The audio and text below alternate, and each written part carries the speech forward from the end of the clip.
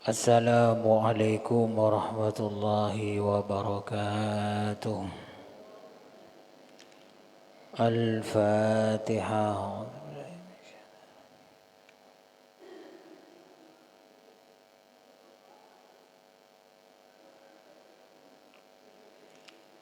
Bismillahirrahmanirrahim. Qala al-muallif rahimahullahu ta'ala wa nafa'ana bi'ulumihi fid dharaini amin. Masih di bab sunnah mendahulukan orang lain, bagian kedua. Kemarin sudah dijelaskan bahwa para sahabat itu sangat gemar mendahulukan orang lain dalam urusan dunia. Dalam kondisi sangat butuh pun Nabi Muhammad, para sahabat melakukan mendahulukan orang lain. Bagaimana kalau umpama ini kebelet buang air besar atau kebelet kencing, antri panjang, mungkin waktu ziarah Wali Songo atau waktu haji umrah. Bagaimana kalau tidak menggunakan itsar, mendahulukan orang lain? Karena la dumunduh umpamanya. Tidak apa-apa. Antri 10 orang, kita moro-moro datang. Ya pamitan sama yang lain. Permisi sekali, ini sudah kebelet mau keluar ini. Nah, enggak apa-apa. Mungkin yang lain diam ya. Kalau ada yang jawab, oh saya kebelet juga, ya diam ya. Berarti takdir dalam kondisi mepet ini. Kalau mepet kan masih mendingan, kalau sudah mepet itu parah wes. Sampai dipegang, depan belakang dipegang semua. Dari entah kok geger ya. Biasanya kalau begini kalau sudah sepuh ya, sudah gak tahan, belum sampai ke kamar mandi sudah acret-cetan. Nah, bagaimana kalau begitu? Ya tidak apa-apa, pamit. No, maaf, ini ya gitu. Tapi jangan berbohong ya, jangan berbohong. Bisa juga di toko, umpamanya antri di rumah sakit, di dokter. Ya tidak boleh juga itu serobot-serobot, tidak boleh. Kecuali yang punya rumah atau yang punya klinik, punya rumah sakit atau dokternya lah ngomong. Sudah itu yang nomor 10 itu suruh maju duluan umpamanya. Tidak apa-apa. Wong yang punya kekuasaan. Mungkin didahulukan karena anak kecil atau karena gurunya atau kiainya dokter itu atau yang punya toko itu. Monggo Ustaz Kiai sampean duluan. Nah, tidak apa-apa. Oh yang punya. Nah kita ini yang tidak boleh itu karapetibi. Sama juga makan prasmanan ada acara. Yang tidak boleh itu, yang kurang baik itu nyelodong sendiri. Kalau umpama panitia menyampaikan, monggo yang kiai, yang ustadz umpamanya, yang tokoh, monggo dahar duluan. Ya tidak apa-apa, wong sudah dipersilahkan. Yang tidak boleh itu adalah nyelodong sendiri.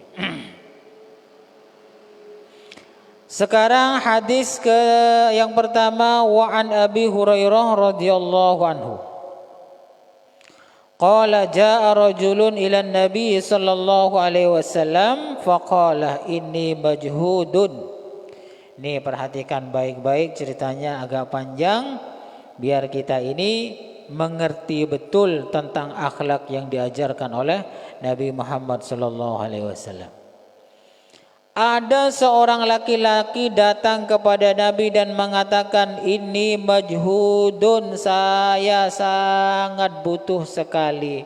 Lagi sangat butuh, sangat lapar, miskin, saya datang ke sini ya Rasul. Karena Rasulullah sallallahu alaihi wasallam seorang pemimpin, ada orang begini lapar, miskin, lagi butuh makan, fa arsala ila ba'di nisaihi. Nabi Muhammad ngutus sahabat untuk datang ke istri-istrinya. Apa? Faqalat walladzi ba'atsaka bil haqqi ma indi illa ma. Ketika Rasulullah datang kepada sebagian istrinya bertanya apakah ada makanan, jawaban istrinya, demi Allah, demi zat yang mengutusmu ya Muhammad, wahai suamiku, saya tidak punya makanan sama sekali kecuali air. Karena di istri pertama ada punya makanan, hanya punya air. Kemudian summa arsala ila ukhra, Rasulullah datang lagi atau ngutus kepada sahabat untuk ke istri yang lain. Faqalat, istrinya Nabi yang berikutnya mengatakan, mislu zalika, sama ya Rasul, tidak punya apa-apa kecuali air. Kanjeng Nabi ini jangankan harta, makanan saja sering tidak ada. Kalau kita ada suami seperti ini nanya-nanya tidak punya makanan, paling-paling jawabannya tahu saya tanyaan kakanan. Kaya sedek apa dong? Cak saya kakan tak ada. Alah pas orang gendeng saya laki ya, letolian. Nabi Muhammad enggak, ketika ada di istri yang pertama pindah, mau sodakoh. Nabi Muhammad ini tidak ada yang mau disodakohkan. Kebetulan ada orang yang sangat butuh makan, lapar sekali. Hatta qulna kulluhunna misla zalik, sampai semua istri Nabi Muhammad yang 9 itu jawabannya sama. Nah ini istri Nabi Muhammad ini ya, bukan istri Cak Mat ya. Mohon istrinya Cak Mat abo, tidak ada makanan kok nanya makanan, mana makanannya? Wadah, benih makanan yang diberikan tapi moro cobik, piring terbang semua, gelandar. Kebel kan ya. Tak boleh sehari. Ini Nabi Muhammad tidak ada semua itu. Tidak ada makanan semua di istri-istrinya, kecuali jawabannya hanya air. Jawabannya la walladzi ba'atsaka bil haqqi ma indi illa ma. Semuanya sama, hanya punya air. Ya kalau istrinya orang zaman sekarang begini, sampeli mari laki ngaji ya. Abi ini kan pampa ada sih ya. Serah sampeli selaki ya. Faqala, kemudian Nabi Muhammad bersabda, karena istri-istrinya semuanya tidak ada yang punya makanan, hanya air. Nabi Muhammad menawarkan yang lain, mayyudhifu hadzal laila. Ayo para sahabat, siapa yang mau menyuguhi makanan untuk tamu malam hari ini? Faqala rajulun minal ansar, salah satu orang laki-laki dari sahabat Ansor mengatakan, ana ya Rasulullah, saya sanggup ya Rasul. Berhitung ya, dari semua yang ada hanya satu, itu pun miskin juga ya, miskin juga ini, kenglah gak megagak ya, gak megagak. Wa fi riwayatin qala li ibrati hal indaki syai'un, dalam riwayat lain Nabi berkata kepada istrinya, apakah punya sesuatu untuk dimakan? Qala illa, oh bukan. Dalam riwayat lain bertanya seorang laki-laki ini kepada istrinya, qalat, jawab istrinya, illa qutu sibyani. Tidak ada wahai suamiku. Jadi istrinya laki-laki tadi yang nyanggup itu mengatakan, bahwa bertanya kepada istrinya, ada makanan? Ada. Atau tidak ada kecuali untuk makanan anak-anak. Jadi itu makanan terakhir untuk anaknya lagi.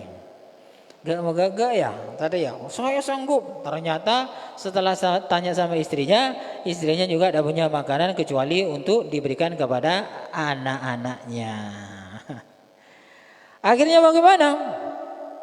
Orang laki-laki ini mengatakan kepada istrinya, sudah hibur saja anak-anak kalian. Apa anak-anakmu?